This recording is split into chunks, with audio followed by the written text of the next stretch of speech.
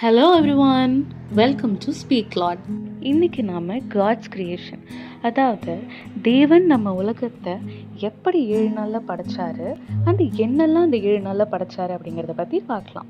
தேவன் இந்த உலகத்தை படைக்கிற முன்னாடி அது எப்படி இருந்ததா, ஒழுங்கின்மையும் ரொம்ப வெறுமையும் ரொம்ப இருளாக இருந்தது அப்படிங்கிறத நம்ம பார்க்குறோம். தேவன் ஜலத்தின் மேலே அசைவாடி கொண்டிருந்தாராம். முதலாம் நாள் தேவன் வெளிச்சம் உண்டாக கடவுதுன்னு சொன்னதும் வெளிச்சம் உண்டாயிடுச்சு.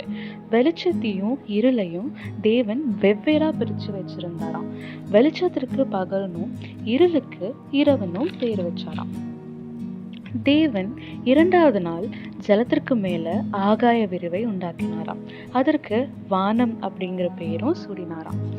அதுக்கப்புறம் 3வது நாள் வானத்தின் கீழே இருக்கிற ஜலம் ஒரு இடத்தில் சேரவும், வெட்டாந்தரை அதாவது நிலம், நம்ம லேண்ட் தெரியப்படவும், ரெண்டுத்தையும் தனித்தனியாக பிரித்து அதுக்கு ஜலத்திற்கு மீண்டும் சமுத்திரம் அப்படிங்கிற பேரும் வச்சாராம். அதுக்கப்புறம் தேவன் பூமியில் புல், விதைகள், மரம், செடி, கொடி, கனிகள்னு எல்லாமே விளையும்படி செய்தாராம். 4ஆம் நாள் பகலுக்கும் இரவுக்கும் வித்தியாசம் இருக்கணும் அப்படிங்கிறதுக்காக இரவில் வானத்தில் நட்சத்திரங்களையும் நிலவையும் தோன்றப்பட செய்தாராம். அதே போல் பகலுக்கு வித்தியாசம் தெரியணும் அப்படிங்கிறதுக்காக ஒரு பெரிய சுடராகிய சூரியனை உண்டாக்கினார் அப்படிங்கிறத நம்ம பார்க்குறோம். அதே போல் 5ஆம் நாள் தேவன் கடல்வாழ் நீந்தும் ஜந்துக்களையும் நீந்தும் உயிரினங்களையும் வானத்தில் பறக்கக்கூடிய பறவைகளையும் ஏராளமாய் உண்டாக்கினார் அப்படிங்கிறத நாம் பார்க்குறோம். இவையெல்லாம் பலுகி பெருகி பூமியை நிரப்ப தேவன் ஆசீர்வதித்தார் அப்படிங்கிறதையும் வேதாகமம் சொல்லுகிறத நம்ம பார்க்குறோம்.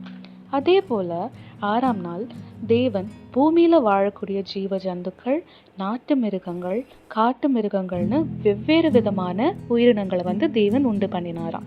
அதே போல் மனிதனையும் உருவாக்கினார் தேவ சாயலாகவே, அதாவது தேவனுடைய ரூபத்தின்படியே ஆணும் பெண்ணுமாக அவர் உண்டாக்கினார் அப்படிங்கிறத நாம் பார்க்குறோம். அவர் உண்டாக்கிய எல்லாவற்றையும் நாம் ஆளும்படியாக நம்மை உண்டாக்கினார் என்பதை வேதாகமம் சொல்லுகிறத நாம் பார்க்குறோம்.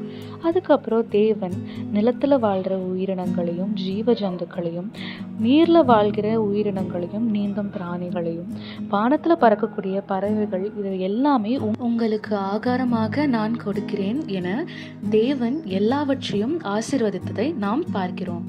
அவர் உண்டாக்கின எல்லாவற்றையும் பார்த்து நன்றாக இருக்கிறது என்று கண்டு 7ஆம் நாள் ஓய்வெடுத்தார் அப்படிங்கிறத நாம் பார்க்குறோம். தேவன் இதையெல்லாம் உண்டாக்கி 7 நாளில் இவை அனைத்தையும் உண்டாக்கி 7ஆம் நாளில் ஓய்வெடுத்ததால் அதை ஓய்வு நாளாக அவர் ஆசீர்வதித்தார். எனவே தான் நாம் அந்த 7வது நாளாகிய கர்த்தருடைய நாளை ஒவ்வொரு வாரமும் ஆலயத்துக்கு சென்று அதை பின்பற்றி வருகிறோம். முடித்த பின்பு அவர் நிலத்தில் உருவாக்கின செடி, கொடி, மரம், கனிகள்னு இவையெல்லாம் இன்னும் முளைக்கவே இல்லை. ஏன்னா தேவன் இன்னும் மழையை வருஷிக்க பண்ணவே இல்லை அப்படிங்கிறது தேவன் கண்டார். அதுக்கப்புறம் தேவன் என்ன பண்ணுறாருன்னா, மூடு பனி, அதாவது பனிகளில் இருந்து வர நீர்த்துளிகள் மூலியமாக நிலத்தை நனைய செய்தாராம். அதுக்கப்புறம் நிலத்தை பண்படுத்தவும் மனிதனை இன்னும் உயிர்ப்பிக்க பண்ணலையே அப்படின்னு தேவன் மண்ணினால் ஒரு மனிதனை உருவாக்கி அவனோட நாசியில் ஊதி அவனை உயிர் பெற செய்தாராம். அவரை தான் ஆதாம் அப்படிங்கிறத நாம் பார்க்கணும். தோட்டத்தை உருவாக்கி அதற்கு ஏதேன் அப்படிங்கிற பேரும் வைக்கிறாரு.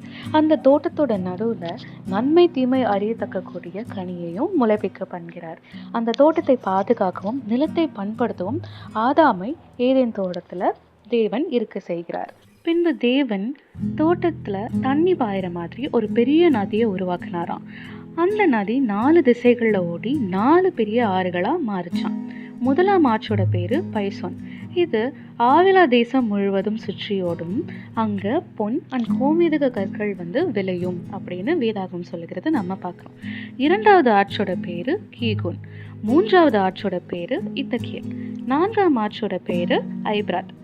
தேவன் ஆதாமை தோட்டத்திற்கு அதிகாரி ஆக்கிய நிலையில் தேவன் தோட்டத்தில் இருக்க என்ன வேணாலும் நீ சாப்பிடலாம், ஆனால் நன்மை தீமை அறியத்தக்க அந்த கனியை மட்டும் நீ சாப்பிடக்கூடாது, அதை சாப்பிட்றதுனால நீ சாகவே சாவாய், அதாவது இறந்து போயிடுவ அப்படின்னு தேவன் ஆதாமுக்கு சொல்கிறாரு. அதுக்கப்புறம் தேவன் ஆதாம்க்கு ஒவ்வொரு மிருகங்களுக்கும் ஒரு பறவைகளுக்கும் பேர் வைக்குமாறு ஆதாம் கிட்ட சொல்கிறாரு. அன்னிலிருந்து மிருகங்களுக்கும் பறவைகளுக்கும் ஆதாம் வைத்த பேர் தான் அந்த மிருகங்களுக்கும் பறவைகளுக்கும் பேராக மாறுச்சு. அதுக்கப்புறம் தேவன் ஆதாம் தனியாக இருப்பது நல்லதல்ல என்று எண்ணி ஆதாமை அயர்ந்த நித்திரை வர செய்து அவருடைய விலா எலும்பிலிருந்து ஒரு எலும்பை எடுத்து ஒரு மனுஷியை உருவாக்கினாராம். அவங்க தான் ஏவாள். தேவன் அவர்கள் இருவரும் ஒருவருக்கொருவர் துணையாக இருக்கும்படி ஏதேன் தோட்டத்தில் அவர்களை வசிக்கும்படி செய்தாராம். அதுக்கப்புறம் என்னெல்லாம் நடந்துச்சு அப்படிங்கிறத நாம் அடுத்த ஸ்டோரிஸில் பார்க்கலாம். ஓகே, நாம் இப்போ ரீகேப் செஷன் போகலாமா? இப்போ நம்ம கேட்ட கதையில் என்னென்ன கேரக்டர்ஸை பார்த்தோம்? தேவன், ஆதாம் அண்ட் ஏவாளை நம்ம பார்த்தோம். கதையில் நம்ம என்னென்ன இடங்களை பார்த்தோம்? ஏதேன் தோட்டம், பைசோன் ஆறு, கீகோன் ஆறு, இத்தக்கேல் ஆறு, ஐப்ராத் ஆறு. அதுக்கப்புறம் தேவன் முதல் நாள் என்னென்ன உண்டு பண்ணினார்? வெளிச்சத்தையும் இருளையும். 2ஆம் நாள் வானத்தை உண்டு பண்ணினார். 3ஆம் நாள் சமுத்திரத்தையும் நிலத்தையும் உண்டு பண்ணினார். 4ஆம் நாள் சூரியனையும் நிலாவையும் நட்சத்திரங்களையும் உண்டு பண்ணினார்.